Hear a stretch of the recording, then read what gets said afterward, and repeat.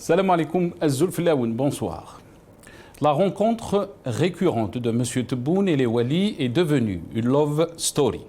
Oui, une histoire d'amour. C'est vrai que chaque Wali présent à cette rencontre peut rêver d'être désigné président, puisque Abdelmajid Tebboune, qui a passé une bonne partie de sa vie comme Wali, et lui-même ne rêvait pas d'arriver à cette fonction, si ce n'est le coup de pouce du feu Gaïd Salah et compagnie. On ne peut dire que M. Tebboune n'a pas réussi dans son parcours professionnel et qu'il a même révolutionné l'Algérie sous une appellation d'origine Al-Jazair Al-Jadida ou l'Algérie nouvelle. C'est sous le thème la promotion de l'économie nationale et du développement local que se tient la rencontre Tebboune et Wali. M. Abdelmajid Tebboune a affirmé que les problèmes des zones d'ombre identifiés au fil des semaines et des mois qui ont suivi la réunion de même nature tenue en septembre 2021 sont réglés à hauteur de 82%. Il a souligné que des milliards de dinars ont été dépensés dans le raccordement des régions enclavées au réseau d'électricité, d'AEP, de téléphones fixes et mobiles, de l'Internet, ainsi que la construction des routes et autres infrastructures de base. Les budgets alloués sont certes faramineux, a précisé M. Tebboune, mais pas exagérés pour le bien-être des populations déshéritées dont la taille est estimée à environ 8 millions de personnes. Pour M. Tebboune, il ne conviendra plus de parler de zones d'ombre d'ici la fin de l'année. Ce dossier sera bouclé. Notre économie a commencé à se redresser et en 2023, nous continuerons à lever l'injustice contre le citoyen. Les salaires moyens et faibles seront augmentés ainsi que l'allocation chômage. Le président Tebboune a déclaré « L'économie d'aujourd'hui a commencé à se redresser. Notre objectif est de développer notre revenu national d'une manière qui nous permette d'entrer dans le groupe BRICS, qui veut dire le groupe des pays Brésil, Russie, l'Inde, Chine et l'Afrique du Sud. M. Tebboune peut faire de la fiction devant les Wali. Mais la chose qu'il ne pourra jamais faire, c'est se déplacer dans ces zones d'ombre pour affronter les Algériens sur la réalité de leur quotidien. M. Tebboune ne peut pas parler d'injustice et dire aux Wali qu'en 2023, nous continuerons à lever l'injustice contre le citoyen, contre des milliers de militants politiques, journalistes, avocats et militants des droits de l'homme ont été persécutés ou emprisonnés depuis son avènement à la tête de l'État. Un nœud coulant étouffe peu à peu le désir de démocratie des Algériens. 60 ans après l'indépendance, l'Algérie peine à trouver le chemin de la liberté et de la démocratie. L'histoire d'un pays, mais aussi d'un peuple qui a beaucoup souffert et surtout qui s'est énormément sacrifié pour arracher son indépendance. Je ne vais pas vous faire une leçon d'histoire, M. Tebboune, mais l'urgence est de décrypter la situation que vit notre pays 60 ans après son indépendance. M. Tebboune Abraham Lincoln disait « On peut mentir une fois à tout le monde, on peut mentir tout le temps à une personne, mais on ne peut pas mentir tout le temps à tout le monde. » Nostalgie à la familia, nostalgie à la famille, nostalgie à la familia, الحومة على عمار. Nostalgie à la familia, nostalgie à la famille, nostalgie à la familia, الحومة على عمار.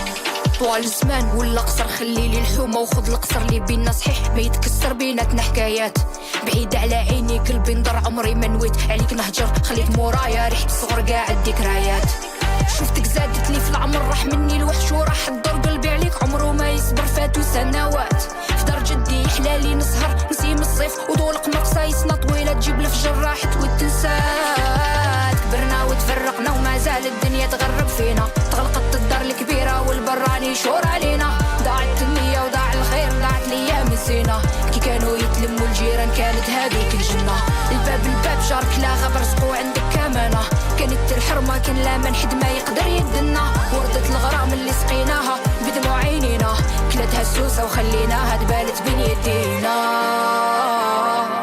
بين يدينا بين يدينا بين يدينا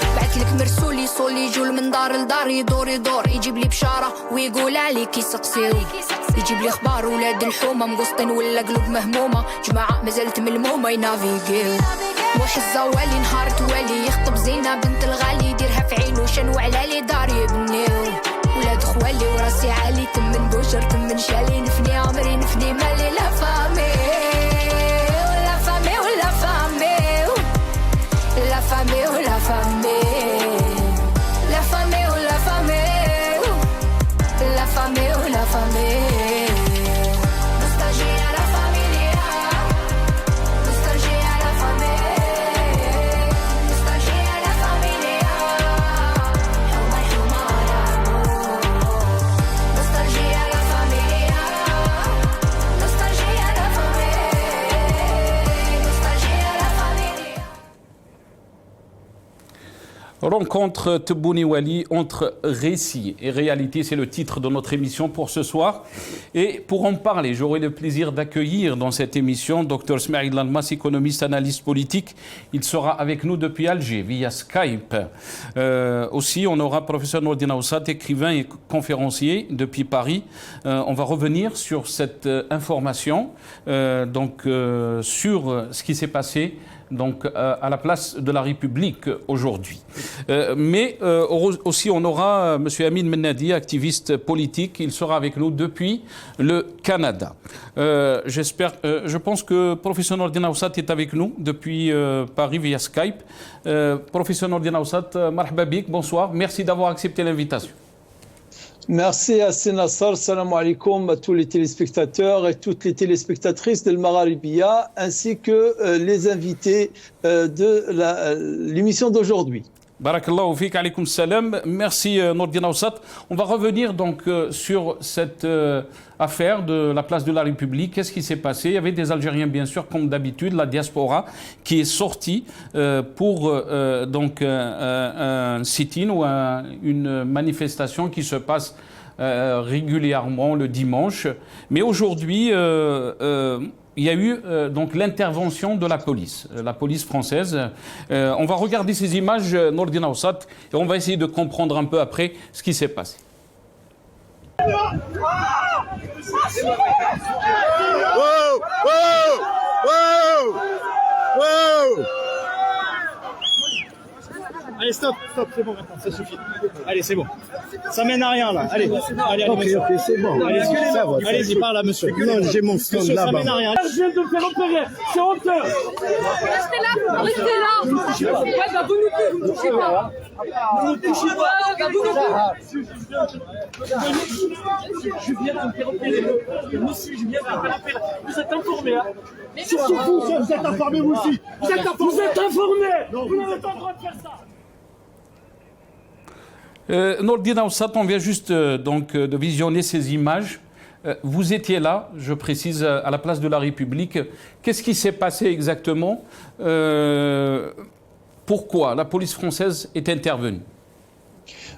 Effectivement, j'ai été à la place de la République cet après-midi. Je n'y étais pas à l'endroit quand ça s'est passé. Quand je suis arrivé, donc vers 16h, mais j'ai visionné et j'ai parlé avec beaucoup de compatriotes sur place quand je suis arrivé. D'ailleurs, ils sont arrivés dès qu'ils m'ont vu, ils sont venus me voir et m'ont relaté.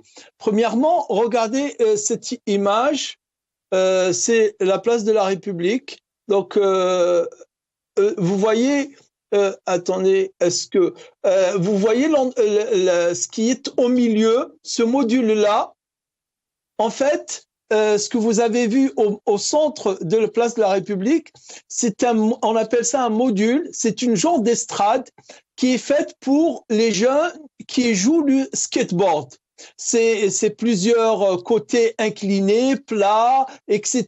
Les jeunes, depuis longtemps, depuis quelques années, ils jouent le skateboard à cet endroit-là. Et depuis 3 ans maintenant, cet endroit-là, il est occupé par, légalement bien sûr, avec autorisation, par l'Agora Libérant. Et aujourd'hui, comme par hasard, la police, elle débarque à 15h alors que l'Agora est déjà installée, la pergola est installée, les haut-parleurs installés, les drapeaux, etc. Ils viennent, ils leur disent « Vous n'avez pas le droit de vous installer ici, il faut laisser les jeunes parce que ça fait longtemps qu'ils sont pas là ». Donc, et ils l'ont fait de façon un peu provocatrice, avec la présence d'une force, je dirais, énorme, disproportionnée de policiers donc il y avait de la provocation. C'est sûr, le prétexte était bien choisi, d'accord? Donc vous voyez les drapeaux là-bas au fond, c'est à cet endroit-là. Donc c'est là-bas que ça s'est passé. Donc il y avait de la provocation. Mais donc juste pour préciser, Nordin Aoussat, est-ce que seulement donc ce qui a été visé, si on peut dire entre guillemets, seulement cet endroit, et que d'autres endroits dans la place de la République, les Algériens donc, avaient le droit de manifester? Bien sûr. Tout à fait. Tous les dimanches à Sénassal, il faut comprendre qu'il y a au moins 4 autorisations différentes. C'est-à-dire qu'il y a 4 groupes, 4 agoras, et chacune des agoras, elle demande régulièrement et constamment sa propre autorisation de faire un rassemblement. Ce n'est pas une marche, mais c'est un rassemblement sur toute la place de la République, sans préciser le périmètre. Toute la place est autorisée. Aujourd'hui, il y a manifestement, je dirais, une faute, je dis bien une faute, de la part de la police de ne pas avoir discuté avec les responsables de l'Agora avant l'installation de l'Agora. Et pourtant, Nordin Aoussat, je m'excuse, je vous ai coupé la parole. Et pourtant, ça fait presque plus de 3 ans que les Algériens donc, y vont là-bas chaque dimanche, si on peut dire, pour manifester, pour aussi scander les slogans qu'on entend chaque dimanche. Il n'y a jamais eu de problème avec la sécurité ou la police. Pendant 2 ans, moi-même j'ai parlé une fois avec un policier en civil. Il m'a reconnu, il est venu me saluer. Alors je lui ai dit, il m'a dit ça se passe très bien.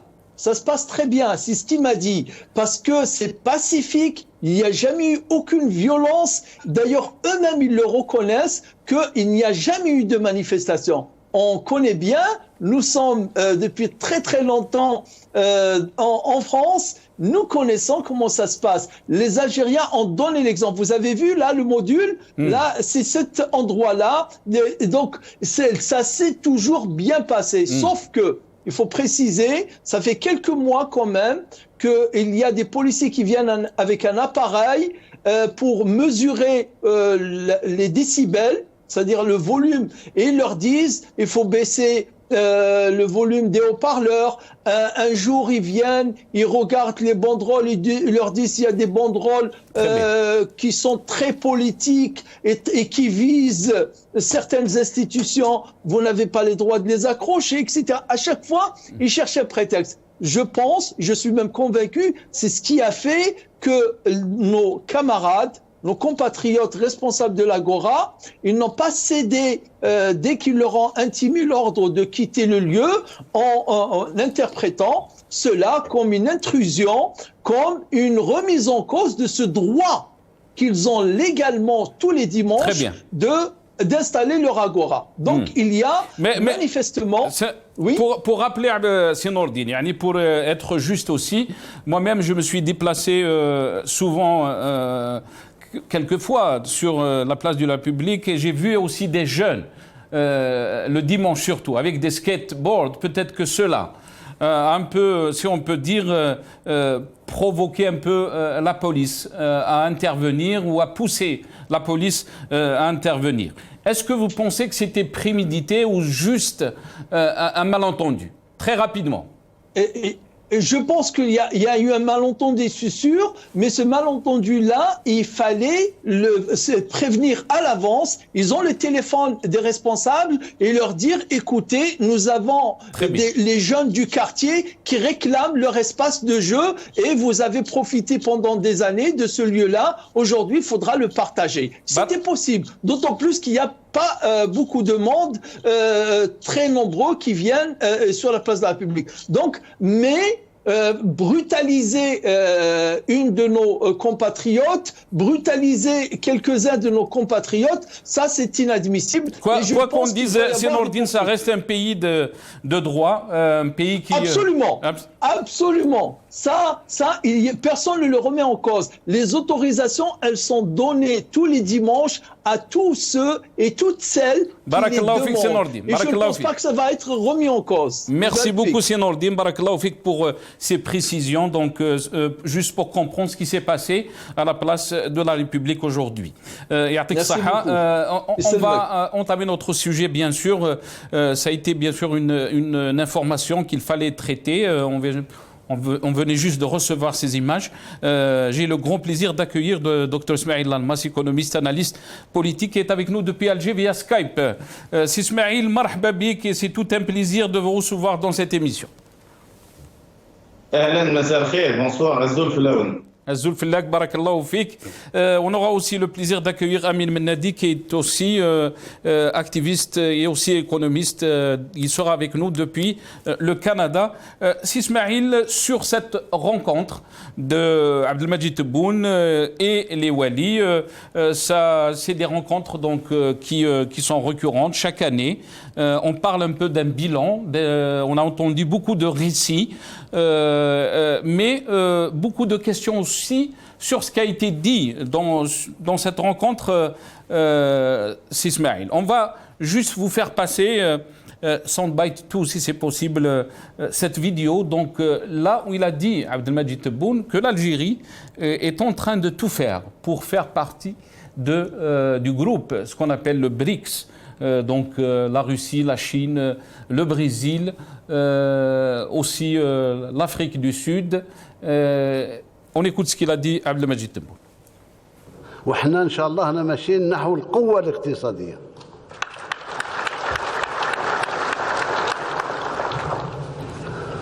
انتم عارفين ذكر فان الذكرى تنفع المؤمنين، لان في بعض الاحيان لما الانسان يزيد يشوف الرفاه يبان له باللي كان كل يعني من زمان كيما هاك. لا، ما كانش كيما هاك، ما كانش كيما هاك. فتنا مع مرحله وين دخل الياس، قال ما كانش دراهم ولا ما سحبناش لك سموه ما تخلصوش. واحد الاخر يقول لك ما كان حتى حاجه حتى دخل. واحد يقول، واحد الاخر يقول، واحد يقول، يعني يبغوا يجيبوا ناس مسيرين يسيروا البلاد. مرحله انتقاليه مش مسيرين وطنيين. اذا الاقتصاد نتاعنا رغم ما قيل عليه وقيل عليه اليوم بدا يسترجع صحته. ما وصلناش للغايه، مازال. الغايه نتاعنا هو نهار اللي ننمي الدخل القومي تاعي لدرجه اللي تسمح لي باش ندخل مع لي بريكس. تموي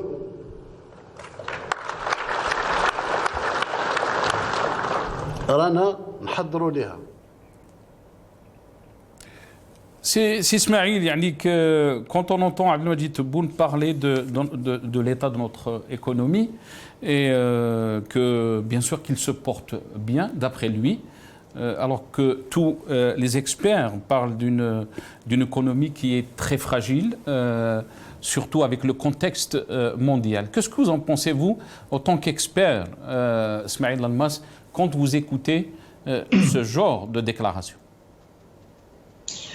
Là, je dois vous corriger, Sénat, ce ne sont pas que les experts qui parlent d'une économie fragile, etc. Au contraire, moi je vois qu'il y a un grand nombre d'experts qui applaudissent la situation économique. Bon, il y a certains qui restent plus ou moins objectifs, mais sinon, si on se réfère sur ce qu'on dit, etc., on se rend compte que c'est du tout positif, que l'Algérie est sortie du rouge, etc. Donc là, c'était juste entre parenthèses. Cela dit, je crois qu'il a été un peu plus, cette fois-ci, un peu plus correct en disant que nous voulons aller pour devenir une puissance économique. D'habitude, on est dans une autre formulation. Hein, on est déjà une puissance. Donc là, on se rend compte quand même qu'il y a eu un recadrement du discours. Donc c'est déjà pas mal de se dire qu'on n'est pas une puissance, mais on veut le devenir. Deuxièmement, bon, ce genre de rencontre, on va dire, est devenu classique. Les objectifs de cette rencontre, de la rencontre d'hier, c'était en premier l'évaluation, de dresser un bilan pour évaluer un peu le rendement dans le gouvernement. Deuxièmement, c'était essayer de propulser le rôle d'Al-Wali et lui donner une fonction un peu plus économique pour le développement local. Et bien sûr, troisième point, c'était pour essayer d'améliorer le climat des affaires, etc. Donc, si on revient au premier point, à savoir l'évaluation du bilan, il était question de mettre en place une commission pour l'évaluation. Mais quand on entend un bilan, un discours aussi positif, quand le premier responsable du pays dit que tout va bien, nous sommes très bien, nous sommes dans la bonne direction, nous n'avons plus de problèmes, les zones d'ombre qu'on a réglé les problèmes à 82%, c'est-à-dire sur les 8 millions d'habitants qui représentent les zones d'ombre, on leur a finalement réglé 80% de leurs problèmes en une année. Il n'y a pas de souci. Connaissant nos responsables, je vois mal un responsable de la commission d'évaluation dire le contraire de ce qu'a dit son premier responsable. Ok. Donc là, déjà, le résultat de la commission, on le connaît dès maintenant. Quoi. Donc, du moment que le premier responsable a dressé un bilan positif, je crois que le bilan ne peut pas être différent de la direction donnée. Non, le deuxième point, c'était le rôle des Walis. Donc, propulser les Walis en leur donnant carte blanche pour essayer d'intervenir dans le développement local. Et si on revient un peu en arrière, à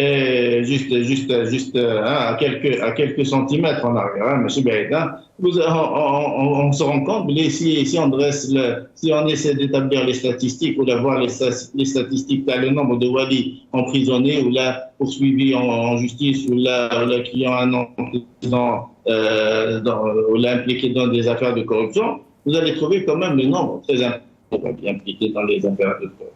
C'est-à-dire que là, s'il a maintenu le même moule pour recruter les Walis, si c'est le même moule dans le système, ben écoutez, il a demandé aux facteurs bloquants ou bien les personnes, les responsables sources des facteurs bloquants de développement local de devenir facilitateurs. Donc, je vois pas comment que les choses vont se développer si on a gardé le même moule. Moi, je connais pas, j'ai pas vu le dernier remaniement. J'étais un peu occupé. Je ne sais pas s'ils ont ramené de nouveaux Walis ou c'est toujours avec les anciens. Donc là, il y a un grand travail à faire et beaucoup de points d'interrogation à se poser. Pour le troisième point, si on parle du climat des affaires, je crois que les premières personnes, le premier responsable dans le pourrissement dans le climat des affaires, c'est l'État. Si on revient avec l'affaire, les dates de Grofoulé, je ne sais pas si c'est vrai ou pas, et l'histoire, le journaliste Achour qui a été emprisonné, Arbit Laksraho, Quelle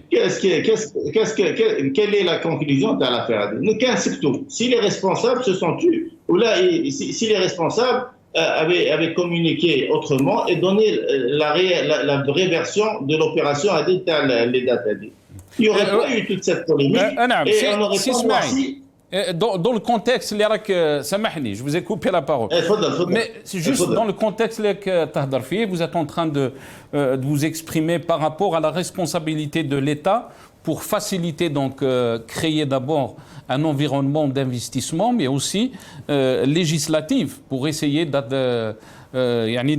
d'attirer un peu les investisseurs étrangers. On écoute par rapport à cette question. On l'écoute et je reviens. فيه إجراءات كبيرة طويلة وعريضة خديناها. النتيجة نتاعها راك تشوف اليوم وضع الجزائر في المحيط الإقليمي نتاعها، في المحيط القاري نتاعها، وفي المحيط الدولي نتاعها، متوسطي وغير متوسطي، وماهيش بشهادتنا احنا، بشهادة كل المؤسسات الدولية تاع البنك العالمي، صندوق النقد الدولي، لا FAO، اللي ما يرحموش، ما تقدرش ترشيهم ولا تقدر يجاملوك ولا، كلهم مصنفين الجزائر على اساس انها ما بين الدول القلائل اللي منعت وتمنع من الشيء اللي راه جاي. الحمد لله. هذو هما النتائج تاع العكس ما كانوا يتوقعوه. سي اسماعيل يعني عبد المجيد تبوني il est très clair. يعني même les institutions, les grandes institutions financières du monde, il a parlé de la Banque mondiale, il a parlé du FMI, mais aussi d'autres institutions reconnaissent que l'Algérie est en bonne position économiquement. Qu'est-ce que vous en pensez de ce qu'a dit Abd el-Majid Tebboune? Honnêtement, moi, cela ne m'étonne pas. Cela ne m'étonne pas parce que si on revient un peu en arrière aussi, on est capable d'organiser du monde, etc. Donc, on est dans le même esprit. C'est-à-dire là, ou bien il est en déconnexion de la réalité, ou bien il est mal entouré, il est mal conseillé, il est mal informé. Maintenant, ce qu'on voit sur le terrain est tout autre. Il y a énormément de complications dans le domaine économique. Il y a énormément de blocages. Nos entreprises souffrent actuellement. Les instructions données dans la régulation des importations a été une catastrophe pour l'économie nationale. La régulation des approvisionnements en matières premières, etc., est une réelle bombe pour approvisionner le marché national. Aujourd'hui, on dit que les indicateurs du FMI et de la Banque mondiale sont bons. Alors qu'il y a quelques mois, on disait que Hadou Rayorin al-Jazair ou Haqidin al-Jazair il y a des Kharidja.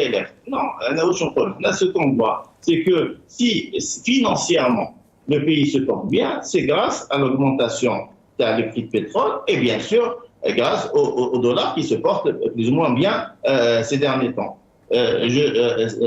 En parallèle, s'il n'y avait pas l'augmentation AD, l'Algérie se serait retrouvée dans une situation délicate. Bon, le malheur des uns fait le bonheur des autres. La crise russo-ukrainienne a volé à notre secours parce qu'on était mal barré avec le prix du baril qui était à $30 au Lachal à un certain moment. C'était pas la joie. On avait puisé dans nos réserves de change. Après la 45 ou la 46 milliards depuis la dernière fois. Donc là, il y a eu une remontée des prix du gaz. Mais sinon, il faut qu'on nous dise ce qu'il y a eu comme travail et puis voilà, avec les investissements.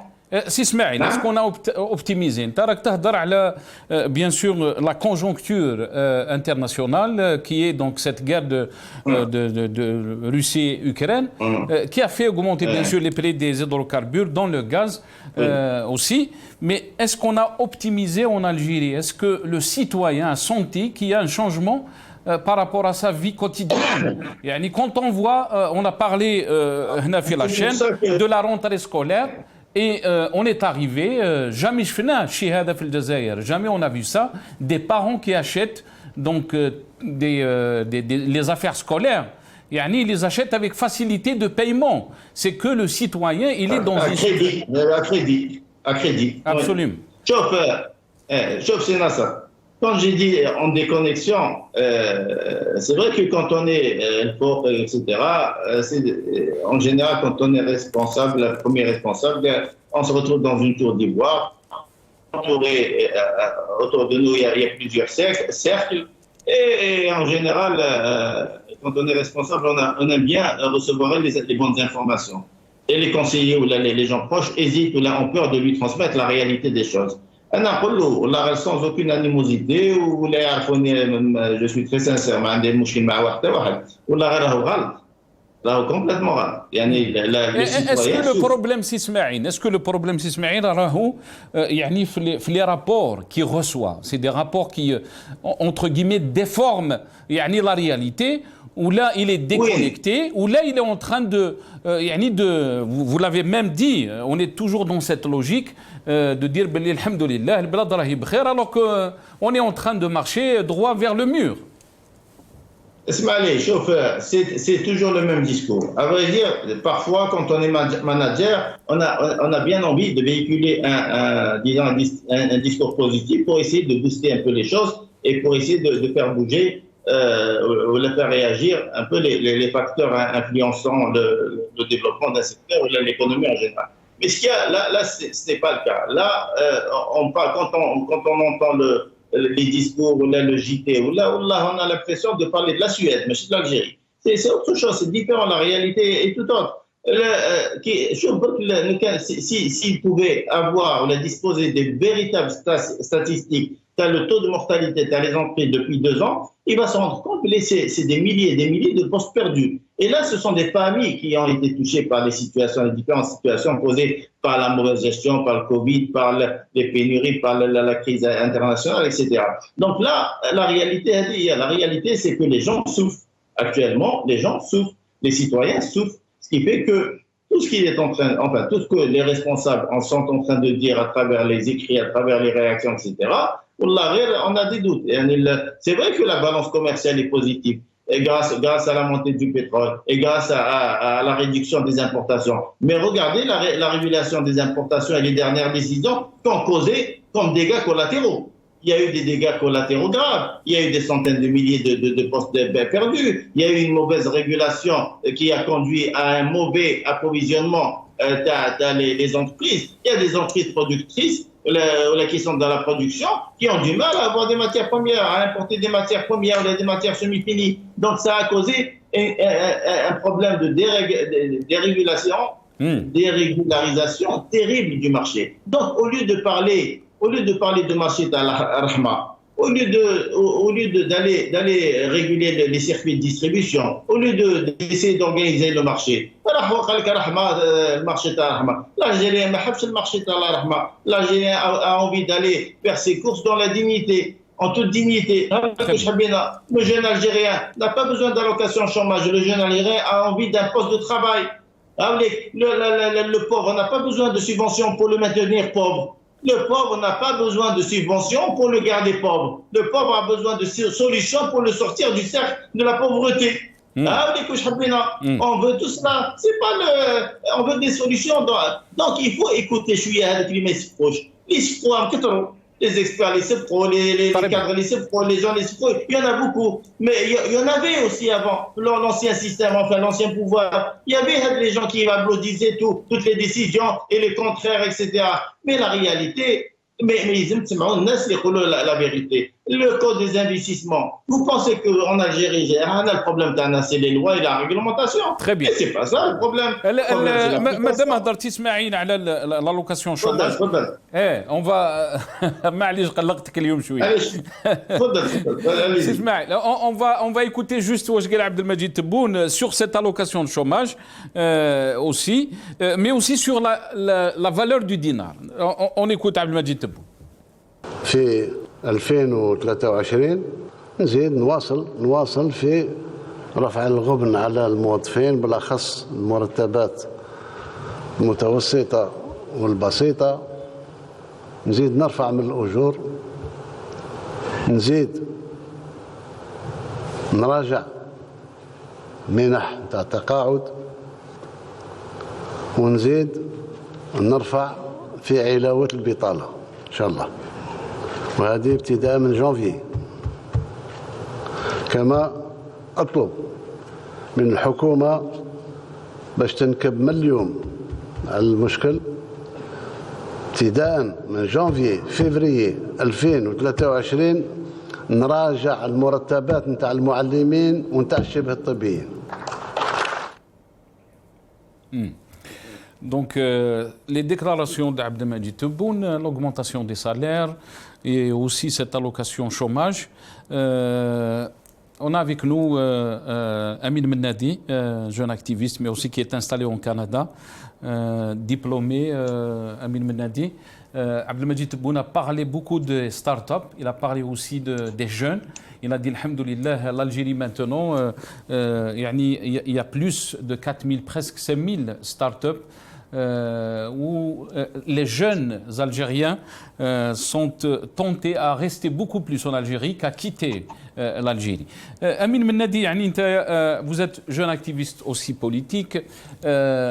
Comment vous percevez ces déclarations depuis le Canada, où il y a des milliers d'Algériens, de diplômés algériens qui ont quitté l'Algérie parce que ils n'ont pas pu trouver leur place en Algérie? Bonjour, salam alaikum. Tout d'abord, merci pour l'invitation. Je tiens à passer le bonjour à vos invités aussi, à Ismaël, à qui je passe le bonjour, ainsi à tous vos téléspectateurs et téléspectatrices. Et puis, je te remercie aussi pour le qualificatif de jeune sur lequel tu as insisté, c'est gratifiant. Et puis, j'ai souri pour ça, mais j'ai souri aussi quand j'entends Abdelmajid Tebboune parler de start-up. Je souris, vaut mieux en rire, parce que quand même, on est un peu dans le microcosme des startups. On est en contact avec nos frères et nos sœurs qui essaient de se démener tant bien que mal pour faire vivre leur entreprise, petite entreprise et micro-entreprise en Algérie. Et puis que je dois saluer leur courage d'avoir décidé de rester, leur courage d'avoir décidé d'investir dans les conditions actuelles. Puis en particulier, cette semaine où Tebboune il se permet de parler de start-up à l'ère du numérique, où il y a eu un salon justement pour les start-up il y a quelques jours, et des ventes en ligne et tout ça. Le problème, c'est qu'il n'y avait pas Internet pendant le salon. Pendant plusieurs jours. Plusieurs heures par jour, il n'y avait pas Internet, les gens n'étaient pas capables de se connecter pour montrer l'étendue de leur savoir-faire et de ce qu'ils pouvaient accomplir avec leurs entreprises. Et le pire dans tout ça, c'est que les start-upers algériens, c'est comme ça qu'on les appelle, ou les entrepreneurs algériens, on les voit, ils sont à l'image de toute la matière grise algérienne qui est en train de fuir le pays en flot discontinu, en flot continu, puis c'est vraiment être soit de mauvaise foi abyssale, ou bien être vraiment déconnecté de la réalité à un point inimaginable, vivre dans une autre galaxie pour pouvoir dire qu'aujourd'hui le réseau des startups fonctionne bien, que le support fonctionne bien, à l'ère où le numérique est en train d'avancer à grands pas dans d'autres pays alors que chez nous il stagne, à l'ère où aujourd'hui, comme vous le disiez tout à l'heure, l'Algérien n'est même pas capable dans beaucoup de cas, dans beaucoup de régions et dans beaucoup de situations, même pas de subvenir à ses besoins les plus vitaux, les plus basiques, même pas capable de trouver du lait pour se nourrir, même pas capable d'aller de trouver des affaires scolaires pour ses enfants. Là, sincèrement, c'est pénible à commenter, et ce qui me désole, c'est qu'on se retrouve toujours à commenter. Honnêtement, on ne veut pas... Sincèrement, moi, je m'en fous que ce soit Tebboune ou que ce soit quelqu'un d'autre qui réussisse. Pourvu que l'Algérie réussisse, pourvu que l'Algérien sorte de son marasme, pourvu que ils arrivent à vivre dignement, comme le disait Sismaël. C'est juste ça. Amin Khouya, d'abord, je tiens à préciser que vous êtes jeune. Amin, pour Tebboune, l'Algérie est sur la bonne voie. L'Algérie, même, l'appellation d'origine depuis 2019, c'est l'Algérie nouvelle. Les pratiques sont nouvelles. Et pour lui et ceux qui l'entourent, l'Algérie est sur la bonne voie. Est-ce que nous, on est à côté de la plaque, on n'arrive pas à comprendre la situation, à analyser la situation, ou là, c'est eux qui comprennent mal cette Algérie? Voilà, la réalité de la chose, moi j'ai écouté Tebboune, une partie de ce qu'il a dit au Wali, puis je tiens d'abord à dire que moi j'ai rien personnellement contre les personnes. Mais il y a des réalités qui font qu'aujourd'hui, il faut qu'on se dise les vraies choses, sinon on ne pourra pas avancer. Tebboune a dit au Wali, clairement, il l'a dit clairement, je pense qu'il parlait d'agriculture et puis de céréales et tout ça. Mais il a dit quelque chose de particulier. Il leur a dit, le meilleur d'entre vous qui viennent, dans ce sens, l'un d'entre vous, ceux d'entre vous qui ne sont pas d'accord avec ce que je dis, n'ont qu'à venir me le dire en face et me prouver que j'ai tort. Parce que moi, j'ai été sur le terrain, donc il voulait dire qu'il était à leur place pendant des années. Et il a été wali le plus clair de sa vie, il a été ministre le plus clair de sa vie. Puis, alors que il veut maintenant nous dire que l'Algérie est sur la bonne voie. Mais M. Tebboune, pendant qu'il était wali, dans l'Algérie qui n'était pas du tout nouvelle apparemment, de leurs propres critères à eux, dans l'Algérie qui n'était pas la bonne de son propre critère à lui, qu'il nous le dit, et il nous le disait, lui et ses dirigeants qui étaient en charge du pays, il le disait clairement qu'on était sur la bonne voie, qu'on avançait, qu'on était en train de construire. Le terme en arabe, c'était « fait tariq noumo ». Et puis bon, tariq noumo, c'était sur le chemin de la réussite ou en voie de progression. Dans tous les domaines, ça a été ça. Mais l'Algérie, donc, quand il a dit ça, je me suis rappelé d'une seule chose. C'est là où j'ai fait le lien justement avec l'Algérie nouvelle. C'est quoi l'Algérie nouvelle selon Tebboune? Tebboune, c'est un wali de l'époque où, quand il y avait un président, un ministre qui débarquait, c'est là où on s'occupait de faire les choses et on ne le faisait même pas correctement, on faisait juste du maquillage. On prenait la chaussée, on patchait un petit peu, on mettait un petit peu de goudron au-dessus, ça paraissait neuf. On prenait les trottoirs, on les patchait un petit peu, on mettait un petit coup de peinture, ça paraissait neuf. Et puis on prenait même les arbres et on les peinturait. Moi, j'ai l'impression que Tebboune, c'est pas sa faute. C'est juste qu'il est habitué à ça. Il est en train aujourd'hui de faire la même chose. Il essaie de peinturer des arbres, il essaie de patcher des routes pour nous montrer une Algérie qui n'est pas nouvelle. C'est juste une Algérie qui veut se montrer nouvelle, mais qui ne le sera jamais sans une nouvelle philosophie. Aujourd'hui, on parle de start-up, mais il faut parler aussi de cette prime au chômage. Justement, aujourd'hui, le lien est là. Je vis dans un pays où les Algériens font le bonheur de ce pays. Les start-up qui ont été lancées par des jeunes Algériens, des très très jeunes Algériens, vraiment très très jeunes, font le bonheur de ce pays. Le support qui est donné par ce pays... Amin, je précise. Je précise, le Canada, exactement. Beaucoup de gens ne le savent peut-être pas, mais la communauté algérienne ici est en train de faire le bonheur de ce pays. J'ai rencontré énormément de ces gens-là. Je les rencontre dans le cadre de mon travail, je les rencontre dans le cadre de notre engagement pour notre pays, pour essayer de faire des choses. Toutes ces personnes, je n'en ai trouvé aucune qui me dit « Moi, je suis Canadien, je suis là, c'est mon pays, il m'a tout donné, je reste ici. » Je les entends tous, je les écoute tous dire la même chose. On veut faire des choses en Algérie, on veut avoir l'opportunité. Il y en a certains qui ont même cru à un certain moment avec les différentes initiatives qui ont été lancées depuis ce qu'on appelle l'Algérie nouvelle et qui ont tenté le coup et qui sont heurtés à des murs. Ils se sont heurtés à des réalités qui sont les mêmes parce que les têtes sont les mêmes. La façon de faire est la même. Quand un président te dit on veut changer l'environnement économique et que il n'est même pas conscient que dans l'environnement économique, il y a une problématique de l'emploi. Les jeunes ne sont pas juste au chômage parce qu'il n'y a pas d'emploi. C'est parce qu'il y a un marasme social qui fait que le jeune, il pense qu'il a droit à un certain type d'emploi et pas d'autres. C'est parce que aussi les emplois ne font pas vivre. C'est parce que le salarié ne vit pas. Parce que les valeurs sociales ont changé. Le dealer de drogue, il est couvert par certains, et il arrive à vivre comme un pacha. Alors que celui qui sort d'université, qui a eu des résultats et qui est capable de faire avancer les choses, lui, il peut pas se permettre même pas de hausser la voix parce qu'il y a des personnes autour qui vont s'arranger pour l'étouffer. Il y a autour de lui tout un système qui s'arrange pour l'étouffer. La réalité aujourd'hui, c'est que pour faire une start-up en Algérie, il faut pas avoir juste du courage, mais il faut être suicidaire économiquement pour pouvoir tenter le coup, réellement. Très bien. بقى معنا أمين خويا. Docteur Ismail Lalmas, on va continuer par rapport à ces déclarations de Abdelmajid Tebboune où il s'adresse donc au Wali, il leur parle des citoyens pauvres. يقول لهم الولاد تصرفوا على المواطنين الفقراء ماشي تقعدوا تزوقوا في المدن. خلينا نسمعوا, on va juste écouter ce qu'il a dit et je reviens à vous, Ismail.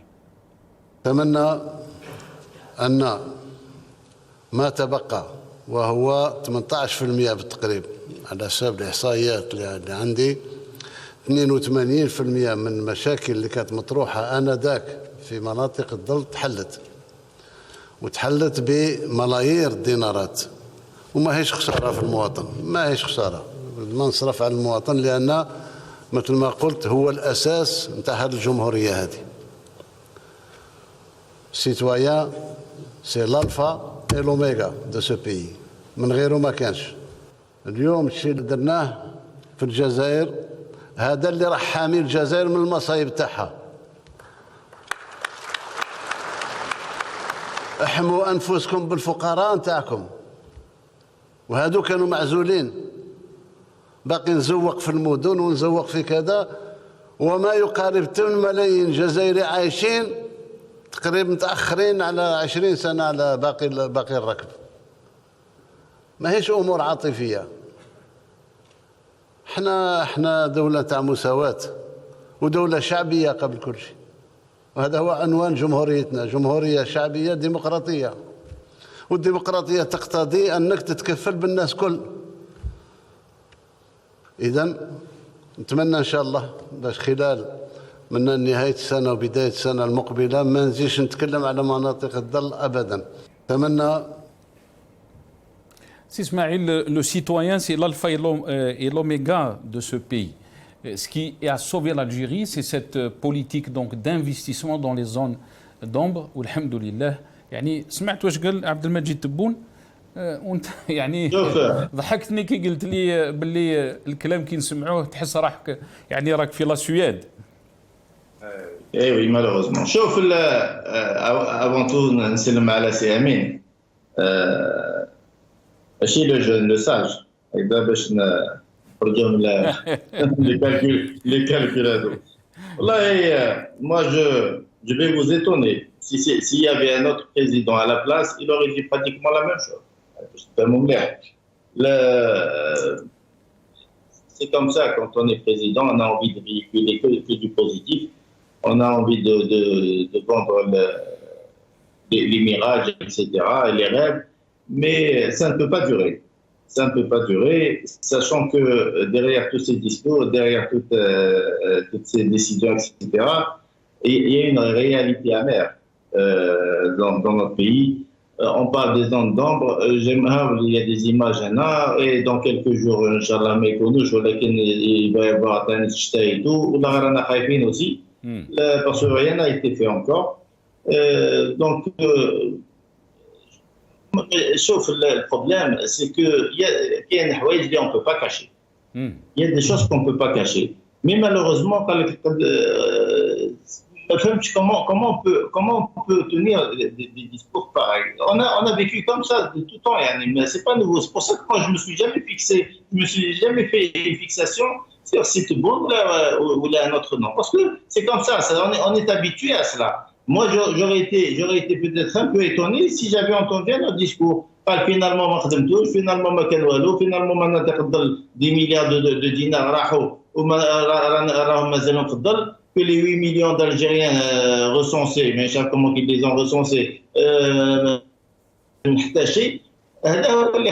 parce que si on peut faire, si on a réalisé tous ces exploits en quelques mois, et en même temps on parle de corruption, on parle de lacunes, on parle c'est pas logique, c'est paradoxal. Là, dans ce cas-là, pourquoi mettre une commission pour évaluer le travail du gouvernement? On n'a pas besoin, pas pour corriger les lacunes. Mais on rame les lacunes, mais il n'y a pas de lacunes. On n'a pas les lacunes. On rame les points noirs. J'ai pas entendu de points noirs, il y a du positif. Donc pourquoi mettre en place une commission d'évaluation? Pourquoi ils ont chassé les walis, les canaux? Il y a une décision pour changer les walis il y a quelques jours. Et voilà, s'ils ont fait leur travail. Pourquoi ils ont changé les ministres s'ils ont fait leur travail? Pourquoi on parle de remaniement s'ils ont fait leur travail? Donc, je suis j'analyse le discours, mais je vois ce qui a été fait auparavant. Je vois ce qui a été fait il y a quelques années, etc. Donc, on connaît la musique. Moi, je comprends le langage parce qu'on doit essayer de positiver pour rassurer un peu les populations de la population, mais à un certain moment, les gens veulent du concret et le concret, on ne le voit pas sur le terrain. Le concret, l'Algérien souffre actuellement. Il y a un sentiment de mal-vie. Les opérateurs économiques souffrent, les commerçants souffrent, les entrepreneurs, les chefs d'entreprise, etc., se sont transformés en pompiers. L'administration, etc. هذاك الديسكور اللي قال لك الاداره في خدمه الشعب وفي خدمه مؤسساته ما كان مازال ما شفناش. Donc, je voulais pas trop commenter sur ça parce que c'est tellement flagrant que je pense qu'il faut opter pour un autre discours. Et en même temps, ce que je dis moi aussi, qu'on n'a pas le droit de tout noircir. C'est-à-dire là, moi en tant que personne, j'ai bien envie qu'il y ait plus d'investissement dans ce pays. J'ai bien envie que les porteurs de projets investissent malgré le climat des affaires, etc. Mais il faudrait qu'ils mettent en place un plan pour sécuriser leur placement, mais ils doivent investir parce qu'on a besoin d'emploi. On doit exporter, on doit investir, on doit essayer de faire des efforts plus que la normale pour essayer d'absorber le chômage qui va détruire le pays. La drogue, elle est partout. Elle est dans les quartiers.